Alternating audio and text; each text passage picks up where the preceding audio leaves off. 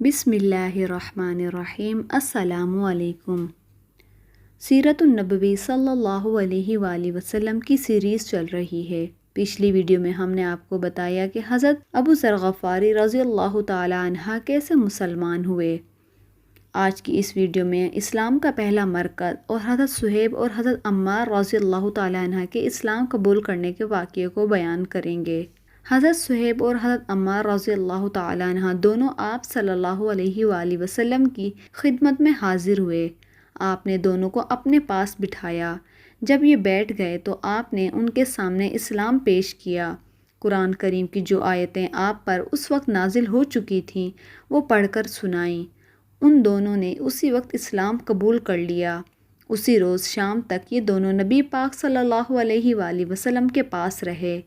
शाम को दोनों चुपके से चले आए। हज़रत अम्मार रज़ियल्लाहु ताला अन्हा सीधे अपने घर पहुँचे तो उनके माँ बाप ने उनसे पूछा कि दिन भर कहाँ थे।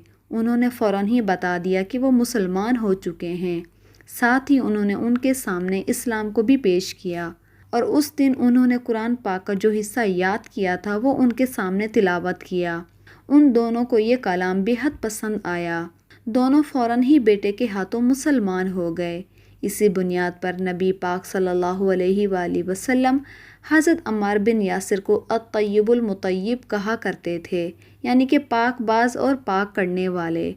इसी तरह हज़रत इमरान इस्लाम लाए तो कुछ अरसे के बाद उनके वालिद हज़रत हुसैन भी मुसलमान हो गए और उनके इस्लाम लाने की तफसील भी कुछ यूँ है कि एक मरतबा कुरैश के लोग नबी पाक सल्लल्लाहु अलैहि वसल्लम से मुलाकात के लिए आए। उनमें हज़रत हुसैन भी थे। कुरैश के लोग तो बाहर रह गए, हुसैन अंदर चले गए। नबी पाक सल्लल्लाहु अलैहि वसल्लम ने उन्हें देखकर फरमाया, इन बुज़ुर्ग को जगह दे दो। जब वो बैठ गए तब हज़रत हुसैन ने कहा, ये आपके बारे में हमें कैसी बातें मालूम हो रही हैं। आप हमारे माबूदों को बुरा भला कहते हैं। नबी पाक सल्लल्लाहु अलैहि वसल्लम ने इरशाद फरमाया, ए हुसैन, आप कितने माबूदों को पूछते हैं। हज़रत हुसैन ने जवाब दिया, हम 7 माबूदों की इबादत करते हैं। उनमें से 6 तो ज़मीन पर हैं और एक आसमान पर।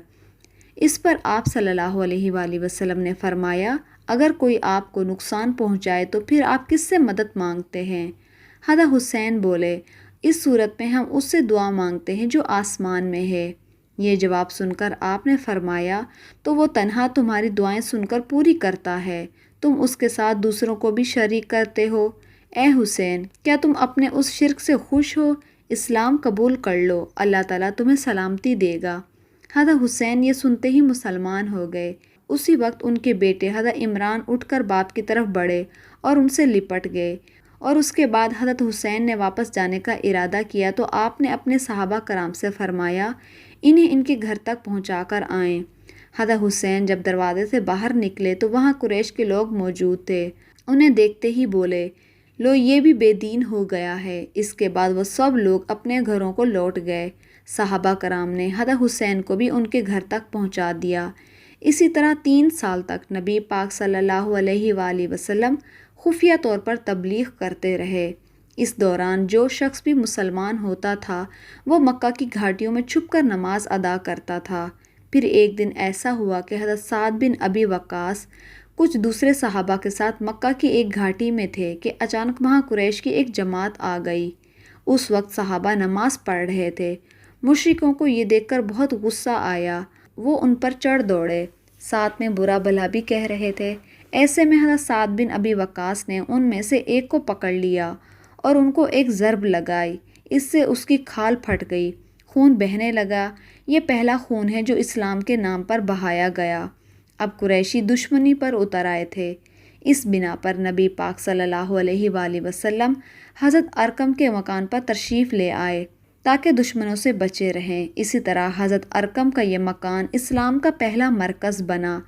इस मकान को दारुल अरकम कहा जाता है। नबी पाक सल्लल्लाहु अलैहि वसल्लम के दारुल अरकम में तशरीफ़ लाने से पहले लोगों की एक जमात मुसलमान हो चुकी थी। अब नमाज दार अरकम में अदा होने लगी। नबी पाक सल्लल्लाहु अलैहि वसल्लम सहाबा कराम वहीं पर नमाज पढ़ते, वहीं बैठकर इबादत करते और मुसलमानों को दीन की तालीम देते। اسی طرح 3 سال گزر گئے۔ پھر اللہ تعالیٰ نے آپ کو اعلانیہ تبلیغ کا حکم دیا۔ اعلانیہ تبلیغ کی ابتدا بھی دارالارقم سے ہوئی۔ پہلے آپ یہاں خفیہ طور پر دعوت دیتے رہتے تھے، یہاں تک کہ اللہ تعالیٰ نے سورہ شعراء میں آپ کو حکم فرمایا اور آپ اپنے نزدیک اہل خانہ کو ڈرائیے۔ یہ حکم ملتے ہی آپ پریشان ہوئے، یہاں تک کہ آپ کی پھوپھیوں نے خیال کیا کہ آپ کچھ بیمار ہیں، چنانچہ وہ آپ کی بیمار پرسی کے لیے آپ کے پاس آئیں۔ تب آپ نے ان سے فرمایا، میں بیمار نہیں ہوں، بلکہ مجھے اللہ تعالیٰ نے حکم دیا ہے کہ میں اپنی قریبی رشتہ داروں کو آخرت کے عذاب سے ڈراؤں، اس لیے میں چاہتا ہوں کہ تمام بنی عبد المطلب کو جمع کروں اور انہیں اللہ تعالیٰ کی طرف دعوت دوں۔ یہ سن کر آپ کی پھوپھیوں نے کہا، ضرور جمع کریں، مگر ابو لہب کو نہیں بلائیے گا، کیونکہ وہ ہرگز آپ کی بات نہیں مانے گا۔ ابو لہب کا دوسرا نام عبد العزیٰ تھا، یہ آپ کا چچا تھا، بہت خوبصورت مگر بہت سنگ دل اور مغرور انسان تھا۔ دوسرے دن نبی پاک صلی اللہ علیہ وآلہ وسلم نے عبد المطلب کی تمام اولاد کے پاس دعوت بھیجی۔ اس پر وہ سب آپ کے ہاں جمع ہو گئے، ان میں سے ابو لہب بھی تھے۔ اس نے کہا، یہ تمہارے چچا اور ان کی اولادیں جمع ہیں، تم جو کچھ کہنا چاہتے ہو کہو اور اپنی بے دینی کو چھوڑ دو۔ ساتھ ہی تم یہ بھی سمجھ لو کہ تمہاری قوم میں یعنی کہ ہم میں اتنی طاقت نہیں ہے کہ تمہاری خاطر سارے عربوں سے دشمنی لے سکیں، لہٰذا اگر تم اپنے معاملے پر اڑے رہے تو خود تمہارے خاندان والوں کا سب سے زیادہ فرض ہوگا کہ تمہیں پکڑ کر قید کر دیں، کیونکہ قریش کے تمام خاندان اور قبیلے والے تم پر چڑھ دوڑیں گے۔ اس سے تو بہتر یہی ہوگا کہ ہم تمہیں قید کر دیں۔ اور میرے بھتیجے، حقیقت یہ ہے کہ تم نے جو چیز اپنے رشتہ داروں کے سامنے پیش کی ہے، اس سے بدتر چیزیں کسی اور شخص نے آج تک پیش نہیں کی ہوں گی۔ آپ نے اس کی بات کی طرف توجہ نہیں دی اور فرمایا حاضرین کو کہ میں آپ کو اللہ کا پیغام سناتا ہوں۔ آپ نے فرمایا، اے قریش، کہو اللہ کے سوا کوئی معبود نہیں، محمد صلی اللہ علیہ وآلہ وسلم اللہ کے رسول ہیں۔ آپ نے ان سے یہ بھی فرمایا، اے قریش، اپنی جانوں کو جہنم کی آگ سے بچا لو۔ وہاں صرف آپ کے رشتہ دار ہی جمع نہیں تھے بلکہ قریش کے دوسرے قبیلے بھی موجود تھے، اس لیے آپ نے ان قبیلوں کے نام لیے بغیر ہی انہیں مخاطب فرمایا، یعنی آپ نے یہ الفاظ ادا فرمائے، اے بنی ہاشم، اپنی جانوں کو جہنم کے عذاب سے بچاؤ، اے بنی عبد الشمس، اپنی جانوں کو جہنم کی آگ سے بچاؤ، اے بنی عبد مناف، اے بنی زہرا، اے کعب بن لوئی، اے بنی مروہ بن کعب، اپنی جانوں کو جہنم کی آگ سے بچاؤ، اے صفیہ محمد کی پھوپھی، اپنے آپ کو جہنم کی آگ سے بچاؤ۔